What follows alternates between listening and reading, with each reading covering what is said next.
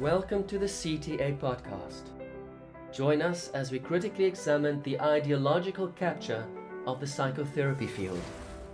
Here we discuss better, common humanity proposals for a fairer society. Our discussions are thought-provoking, and our guests are from diverse backgrounds, bringing unique perspectives to the table. This is the CTA podcast with your hosts, Jaco van Zyl and Christine Siefen.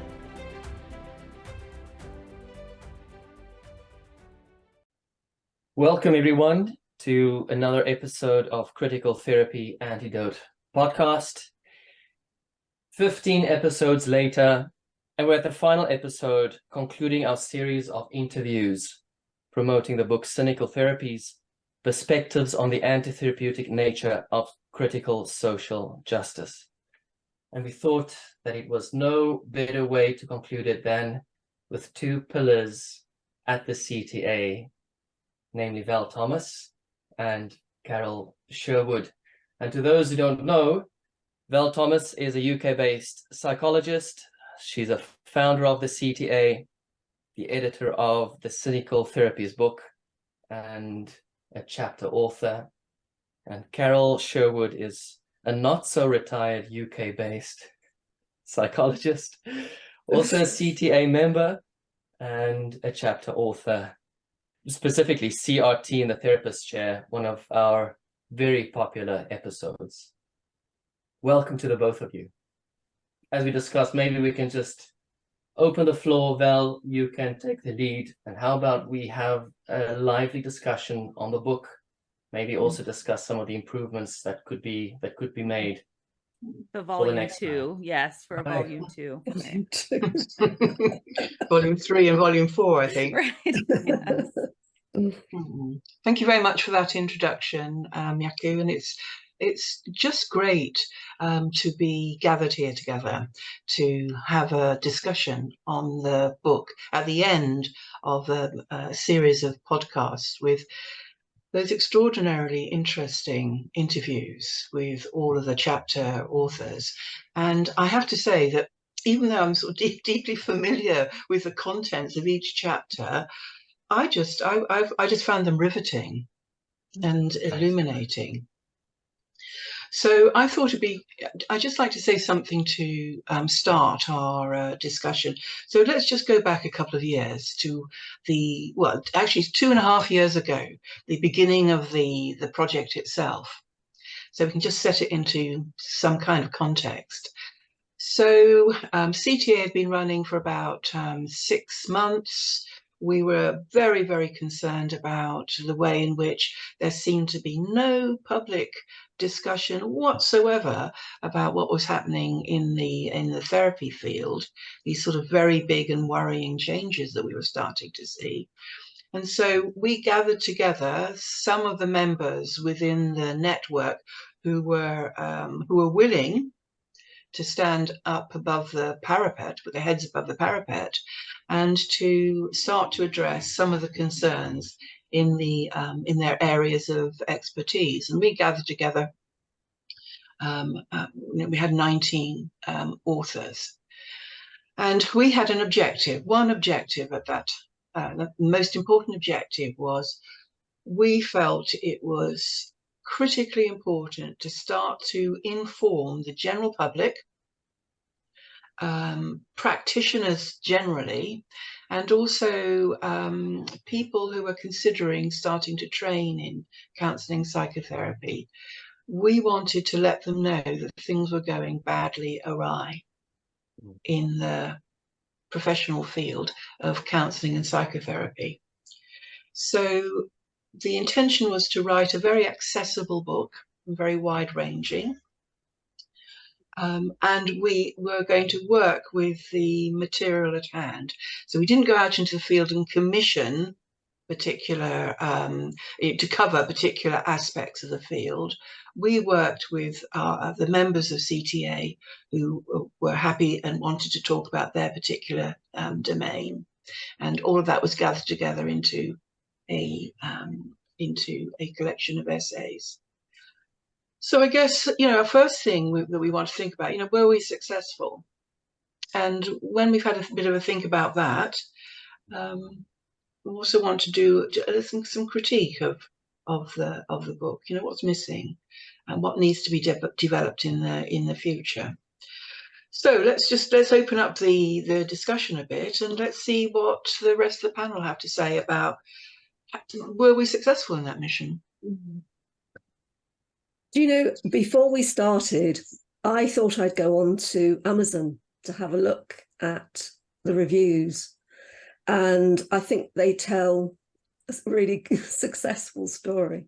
Yeah. So I'm just going to read, if I may, some yes. of the comments. That would be great, Carole. Fantastic. Yeah. So we've got an invaluable primer, essential reading, a must-have for therapists, timely and important, a comprehensive review, and a highly compelling read. And then just longer quotes from one or two people. If you want to arm yourself with a set of counter arguments that, in my opinion, really do stand up against the aggressive and slippery claims of critical social justice theory, I wholeheartedly recommend this volume to you. So isn't that great? Isn't that really good to hear, that a lot of people to be proud of have read this, and it's just answered many questions for them. It's given them hope. It's given them a primer that they can refer to when they get stuck or they're having difficulties. So I think we can actually say we've done pretty well, actually. You know, I think one of the things that I had questioned in my mind before the book actually was finished and came out was, why were there so many struggles to get it published? And it wasn't until I got my hands on it and we got a sneak peek, because we were doing these interviews, which was such a treat. And then I went, oh, wow, this is why it was hard to get published. That to me was the success, because that to me meant we were doing something that was so different and so out of the box to bring awareness to something that so many people have been either afraid to talk about or in some way threatened to talk about it. And here we were with these chapters and these concepts and ideas that just directly called out the elephant in the room. And that to me right there was the success, that we were actually able to stand up and do it to all the book authors of the chapters who have their own practices and their own studies and careers, to stand up as well and to just put it out there in such a direct, digestible fashion.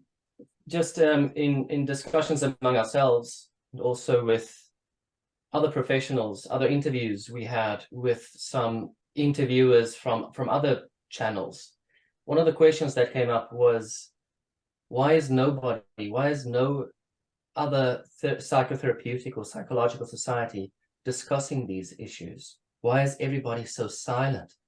There is a gaping hole. People are asking questions. People are noticing that there is something major going on in the psychotherapy field. Everybody's so scared to talk about this. What is going on? And I think this was a necessary void filler. And I think we hit the target very, very well, considering that the hot topics would be gender ideology and race. And even recently with the contestations over at the US and even in Britain and other areas of Europe, we see that many of these issues would revolve around gender ideology. And recently with the Supreme Court's verdict over at the US around affirmative action. So I think we really hit the mark in the development of this volume. That was huge in the US for the Supreme Court to overturn affirmative action. Nobody thought they would see that in their lifetime. And I do believe that putting out material like this and exposing what's happening behind the curtain, behind the Iron Curtain, contributes quite a bit to people then advocating for change and it reaching the US Supreme Court. I mean, this is historical for us, at least in the US. Can I go back and pick up on something you said at the end, Christine, about it being digestible? This is something that was very, very important to me as an editor, and also to Helen Pluckrose, who came in as an advisor. And with her input and an enormous amount of editorial work, I know that the authors got pretty frustrated with me endlessly sending back their drafts saying, make this more accessible. But I think that was crucially important, because we need to talk to the general public. We need to make these kind of very complex and bewildering ideas, quite frankly.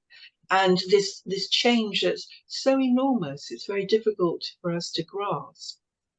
And we need to make it very, very accessible, so that people can take away from the various chapters and start to, and those will inform their own thinking, whether or not they know a great deal about the theory and the profession. The chapters are written in a way that makes it accessible to people. So I'm pleased. I think that was successful. I think many readers of not only the book, but also many people who've noticed that there is something going wrong in the West currently. Yeah. Find it difficult to pinpoint what exactly is going on. And there's a good reason for that, because purveyors of this ideology are experts on language, and many of them have studied psychology as well. So what they've done is they've packaged this critical social justice and all its offshoots in such a way that it snugly fits in the common parlance, using words like diversity and inclusion and belonging and anti-racism, words that fit a Western liberal society, meaning something completely different, meaning something that is utterly discriminatory, utterly tribalistic, and therefore not fit for use in a liberal society like the West. And I think this book was essential in pointing that out, in distinguishing concepts, even though they use the same words, that these concepts are threatening to the fabric of the West. And I think we were very successful in pointing that out. I loved the glossary of terms in the beginning. That was crucial and essential for people to understand what those words, Jaakko, that you're talking about actually mean in the context of this ideology. It was crucial to have that. That alone, I think, made the book just that much better. And I also loved the fact that we had people from multi-disciplines within psychology. I mean, we had sociologists, we had folks that were more academics that weren't practicing necessarily. We had people that have different clinical orientations, so that it wasn't about that. It was about these core foundational principles that we all share, or should be sharing, in this industry, in the field that we're in, and how this has completely diverged from that and fallen off of a cliff. So I think that component was really valuable, so that it didn't appear to come from one school of thought. It came from multiple places, all within the umbrella of the psychotherapy and psychology world. That was a happy accident, Christine. Yeah. Really? Well, Really? it was the people I sent a call out, Yes. and it was the people who responded to the call out. Yeah. And they came in from all of these sort of different psych professions and different stages in terms of their professional development. Okay, I want just to move our discussion on a little bit, if that's okay. Yes. Because what I'm really interested to know what you think about this question. See, that was a snapshot a couple of years ago. When we look at the territory now, is the book still an accurate snapshot, or has it changed in a way that's already making the book out slightly outdated? Or were we picking up on themes that developed? I mean, what are your thoughts on this?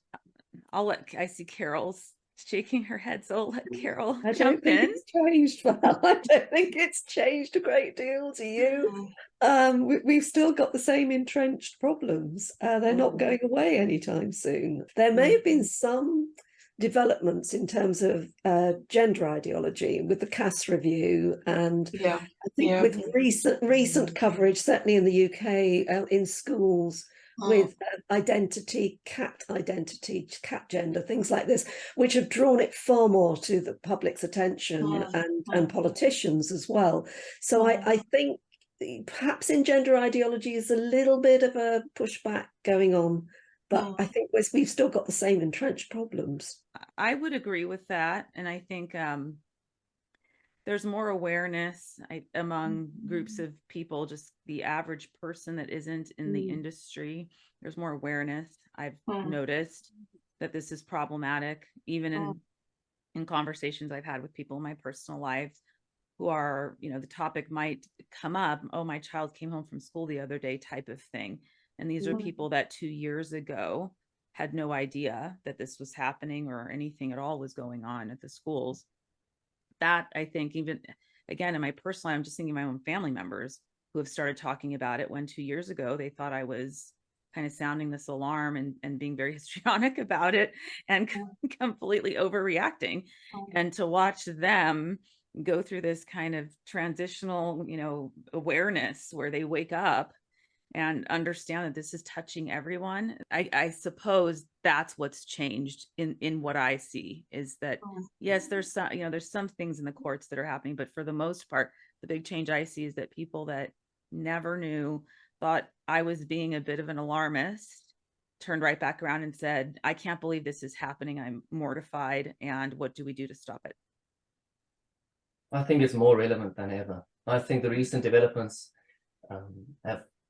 have made it more relevant than ever. And I think, considering some of the more recent expressions of concern, specifically around gender ideology, to a growing number, and this is millions of people, targeting children, surgically and ideologically targeting children, has become a deal breaker.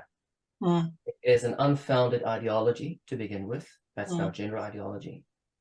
And what they're doing to children is experimental. That has been highlighted recently, especially the banning of such treatments in many other European countries, or a growing number of European countries. The health risks, real, permanent, irreversible health risks that they're inflicting upon these children, and also the sexualization of children.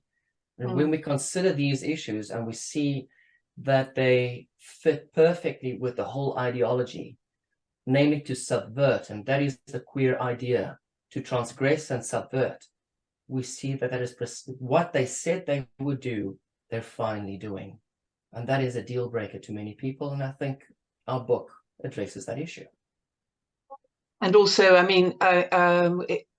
we do have one chapter in the book which deals with how gender ideology is now coming into post-professional training, how it's becoming entrenched down those lines. And my sense, just to sort of broaden it out a little bit in terms of our profession, I was kind of thinking about over the last couple of years, my sense is it's getting more entrenched in our professional bodies. Yes. They're digging in their heels. Yeah, they're digging in their heels, and so some testimony for that is that we're looking at the way in which professional bodies' criteria is all being changed in order to be a vehicle for this ideology. So just let me give you an example from the Healthcare Professions Council, which is the UK regulatory body for some of the psych professions. So just notice the difference between the original criterion and the change that's going to come in September. And this is very specifically for counselling psychologists. So the current standard is understand the social and cultural contexts and the nature of relationships throughout the lifespan. Pretty standard, yeah. Sure. This has been changed to understand social and cultural contexts in a manner informed by community, critical, and social constructivist perspectives. Oh boy. No, that's a single narrative. Yeah, you There's can no see that, diversity can't in you? Yeah. thinking. Absolutely. The word, anytime the word critical, that right Yeah. there sounds an alarm. That's a Yeah. bell that rings. But this will be mandated now. Yes. So it's the ideology is becoming more and more mandated in terms of practice. And also, interestingly enough, there is a subtle removal of psychology from the practice of counselling psychology in terms of the actual criteria that you need to meet. Which suggests a further entrenchment. And one other, I think, piece of important evidence is that I could only find one paper that's been published in the last couple of years in a professional counselling journal that is specifically in the title presenting arguments against DIE in the diversity agenda in counselling and psychotherapy, and that was James Sedgwick's paper in the European Journal of Psychotherapy. So there's no progress whatsoever in terms of the discussion of these huge changes happening in the public eye. I'll add to that too, because the one thing about this, ruling in the US with removing affirmative action, which means that should remove from admissions race as a factor in whether or not somebody's, chosen to be accepted. The overturning was only about saying that it's unconstitutional to use that. It doesn't prevent them from using it, though. So there's still this thought process that who's going to prove that we're still doing this? You can't prove it. We don't agree. I've seen some responses that are pushing back. So when we're talking about digging in the heels, I do see that even with the overturning of certain things on a legal level. So the digging in the heels is the letters that people, or that the chancellors of the schools, the provosts of the schools have put out there that have said this is wrong, and we're going to continue to ensure that diversity, equity, and inclusion are part of our admissions process. So at the end of the day, there is nothing that stops them from doing it anyway. The digging in the heels component, I suppose, is where I'm seeing that happen here. Yeah. And that is very unfortunate. In other words, their ideological commitment will only become an unspoken and unofficial consensus while they still impose.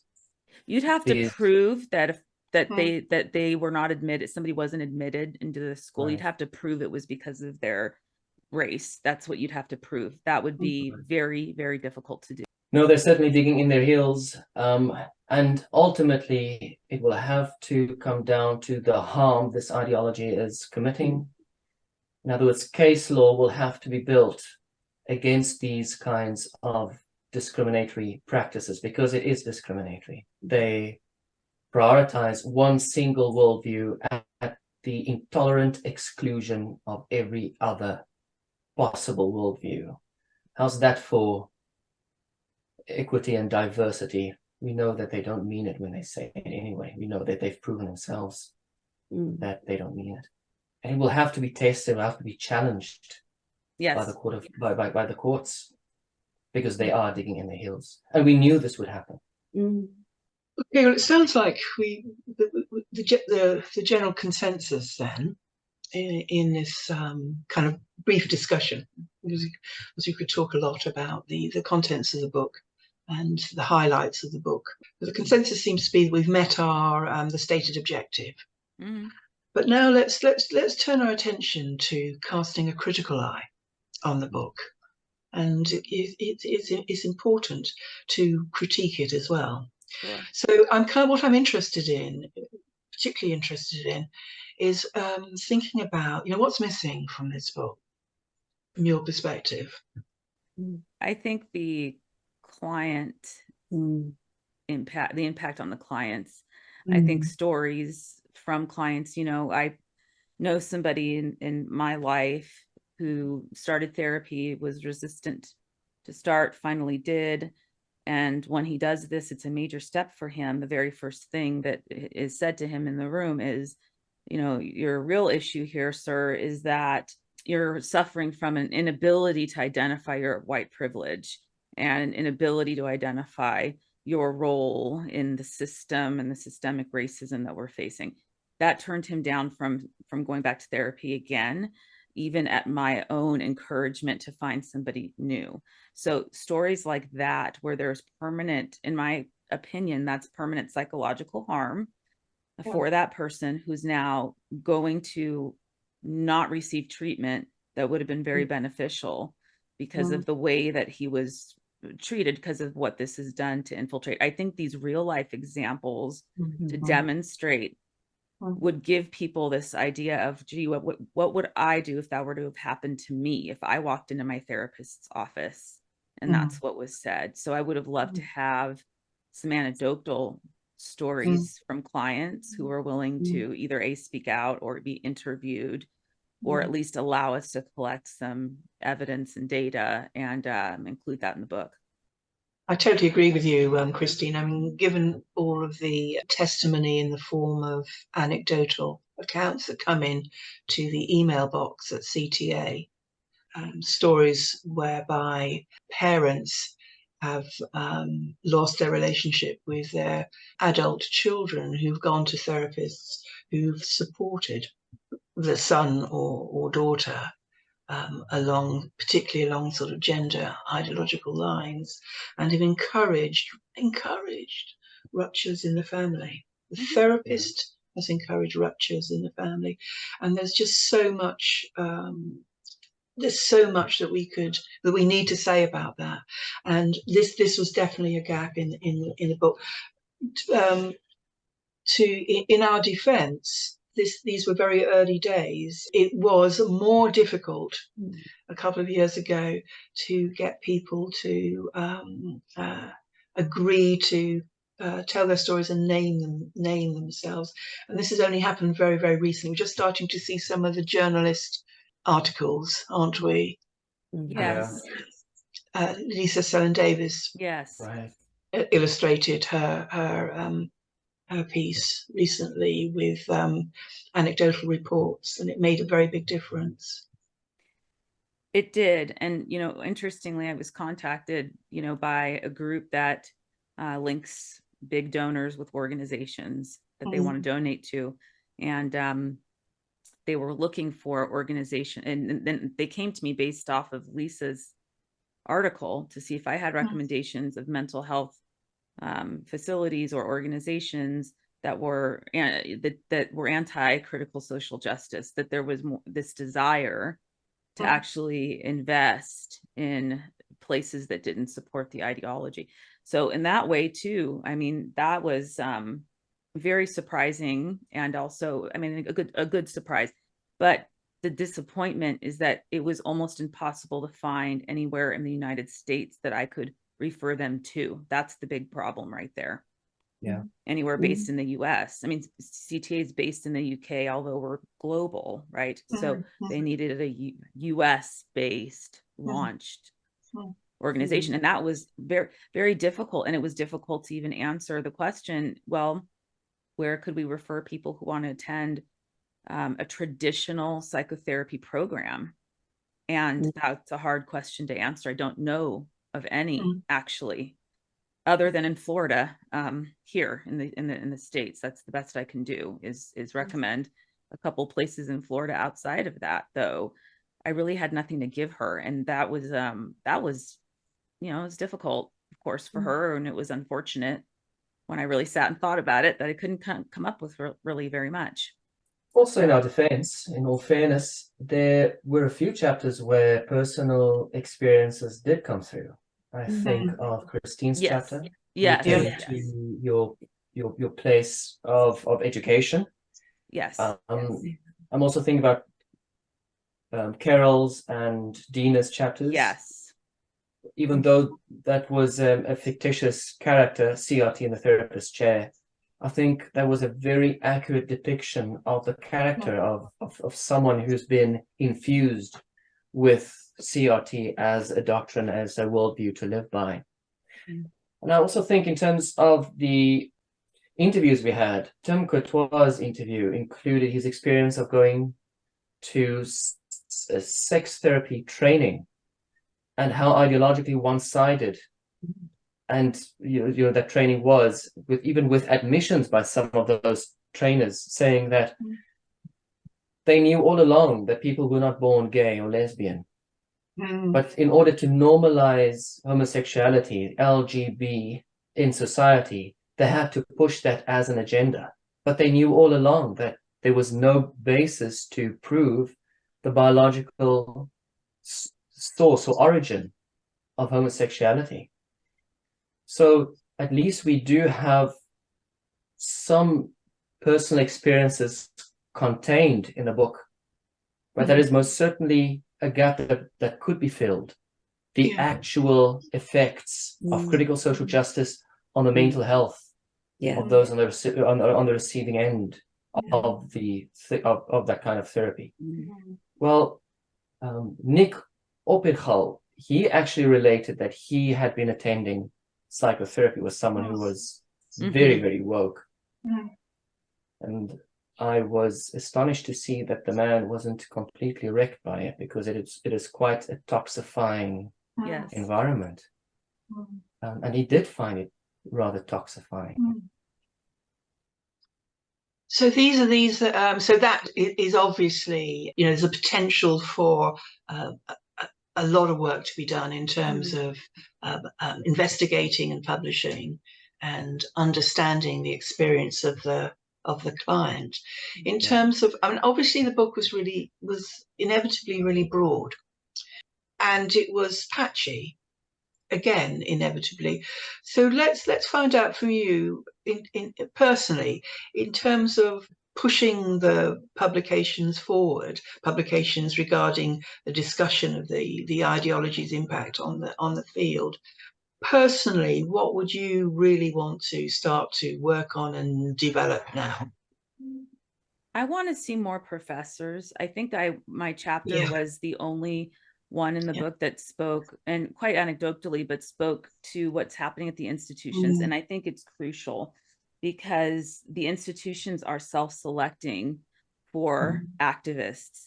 And I think it's important that that's highlighted more, rather than just from one school here, but in a broader context. That's what I would like to see, is more focus on the programs, the training programs themselves, and the self-selection that the school's doing for activist behavior. And that comes out in the interview questions, and it comes out in the essays that they're asked to write to get into school. And just from the school I taught at alone, there, the new option that wasn't there even when I was working there is that you write about something that's significant that brought you to the field or something. But the other option was to write about a critical justice topic that you personally became very active and involved in. Okay, so I'd like to see more of that being exposed and around the country, not just here in California, where people think it's California.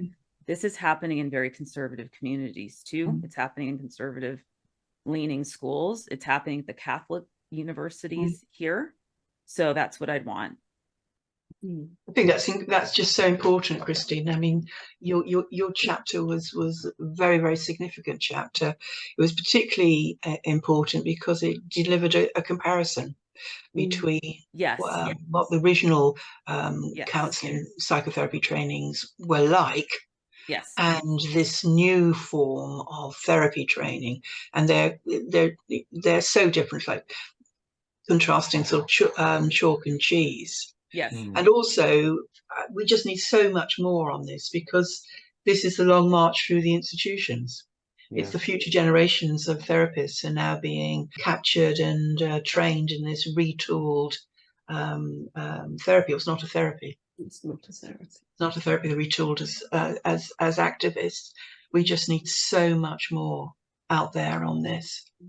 So I think then I think we've all heard Christine sign up. Did we hear Christine sign up?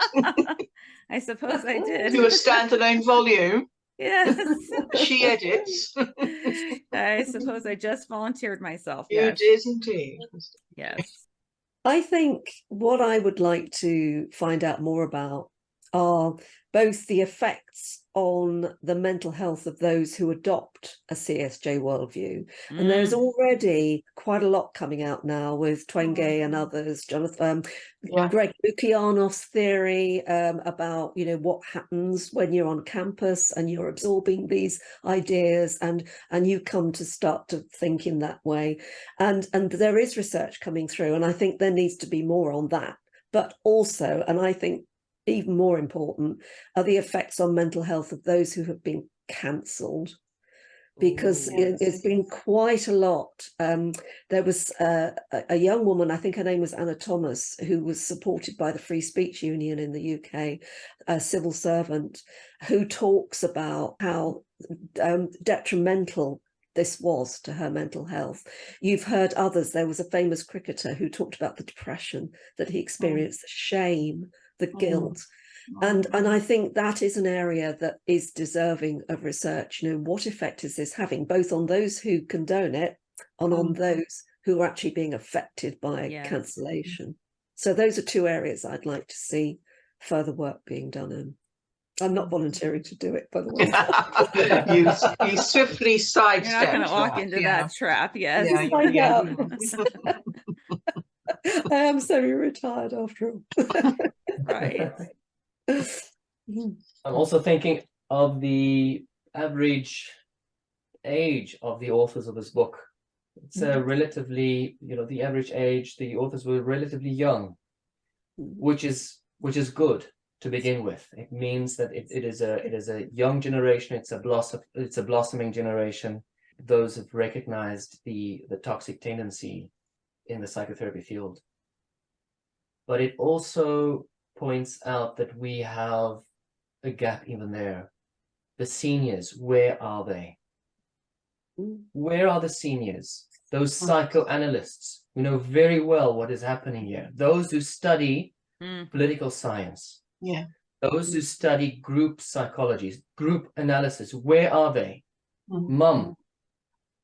They were quick to condemn other totalitarian regimes. And they're quick to say we need to be on the lookout for these tendencies developing so that none of this would happen again. It's very easy in hindsight to do that. Where are you now while the destruction is developing right underneath our noses? Where are they? All those morally superior ones condemning what happened in the past, but maybe too scared and cowardly to condemn that now. Stand up. There's too much at stake, but they're silent. I'd like to see the feminists step up too and protect women's sports and protect all of the women's bathrooms. I'd actually love to see that. And I'd love to see some of those people from the gay and lesbian community to stand up and say it's actually ruining gay and lesbian rights as well, which we saw from that film, Affirmation Generation. People standing up and saying this is erasing the gay and lesbian movement, our group, our community, because now we're slipping into immediately this trans kind of reaction. I'd love to see that, and I'd love to see the feminists. I think that is happening here, actually, Christine. You know, we're known as Turf Island, and people like Kelly J. Keane are fighting really hard for women's rights. And there was a great win, wasn't there? LGBT Alliance. Yes. That vexatious court case brought by brought by the mermaids. Yeah, it's great.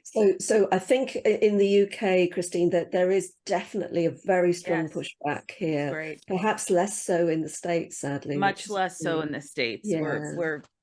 We're so far off the cliff here. I think that the UK, you're still hanging on by the nails.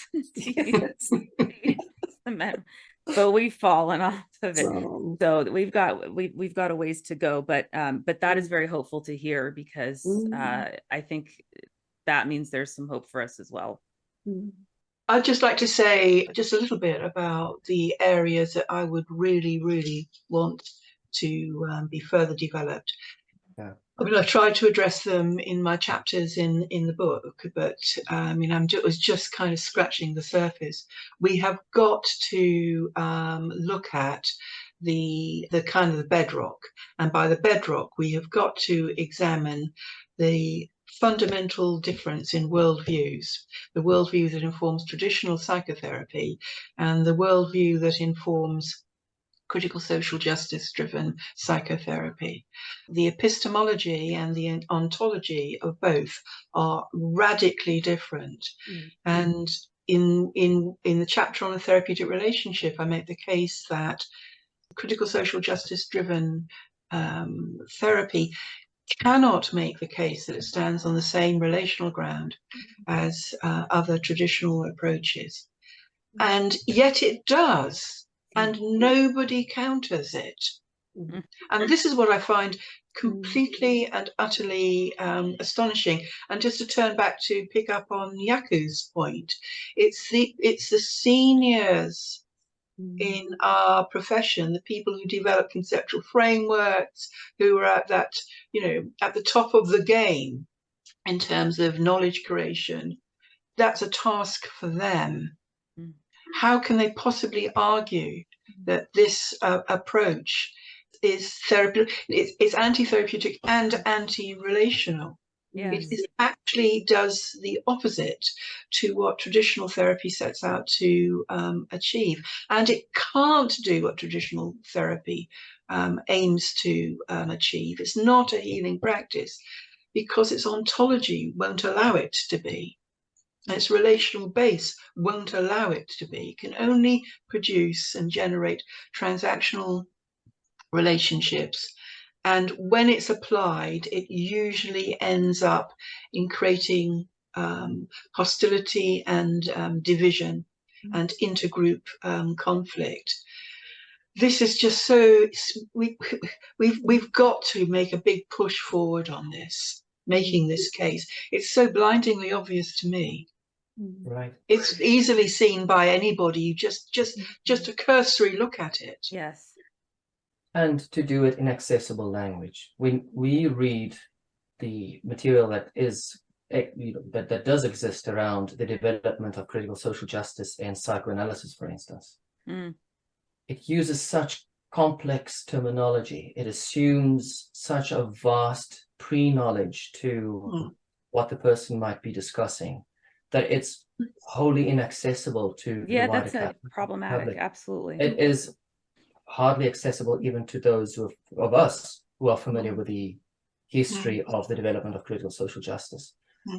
So not only to explicate and to bring to the fore the ontology and epistemology of this theory within psychotherapy, but also to do it in accessible language. Yeah.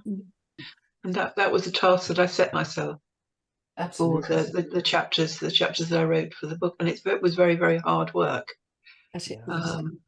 But fortunately, I'm a sort of simple person. Clarity and brevity. Simple language is the way to go. Yeah. And even though it's simple, it is still nourishing enough, deep enough, such that professionals can read the book and still feel that they're certainly benefiting from it. It really addresses the crucial issues without the heavy language. I just want to say, I think interviewing the authors has been such a great privilege and such an honor. We tried to keep things focused on the chapters, but what we got was just so much more insight and such deep reflection and awareness. And I came out of those interviews every time learning more, no matter how much, we've read the chapters before we speak to the guests. The conversations and what they brought in addition just really enriched me as a person. And as a clinician, I still wear that hat. And a professor, a lecturer, I still wear that hat too. And so that was really such a privilege, and I think a great way for us to connect as a group, CTA, and connect CTA with the public, both. I think I would like to thank you, Val, because without you, there would have been no Oh, book. yes. So, yeah, well done. And thank you so much. Thank you. Yes, I wasn't going to be thwarted. No, absolutely not. Tenacious. I love it. And we also, I think it's also appropriate to thank all the supporters, all our supporters, Oh, yeah. all the messages of Absolutely. encouragement. Yeah. Yeah. Thank everyone for their courage. We're living in hostile times. Mm. It's a very intolerant landscape that we're navigating, and the intolerance does not come from the usual suspects. The intolerance comes from those who are putting themselves forward as these hyper moralists, and it's very, very difficult to navigate a landscape that is so strewn with hyper moral tyrants. So it is very encouraging to see and to hear people standing up against this intolerance, and we appreciate all the support that we get. Yes. Yeah, yeah.